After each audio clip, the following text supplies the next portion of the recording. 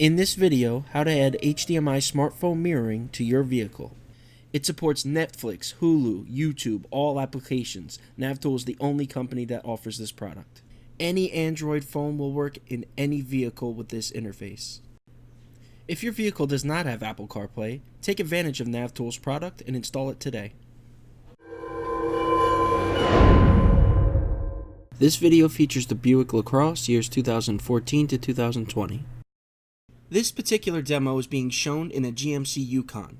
However, any Buick, Cadillac, Chevrolet, or GMC vehicles will also be compatible with this device.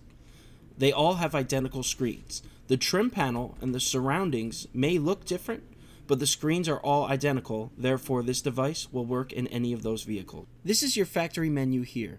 This menu is run from a computer somewhere in your car. Our device does not affect this menu at all.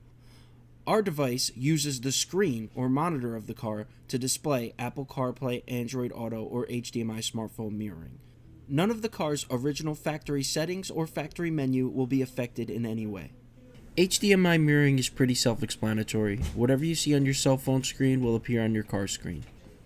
Thank you for watching. Please click the link on the left to subscribe to the channel, or click the link on the right to watch the full video.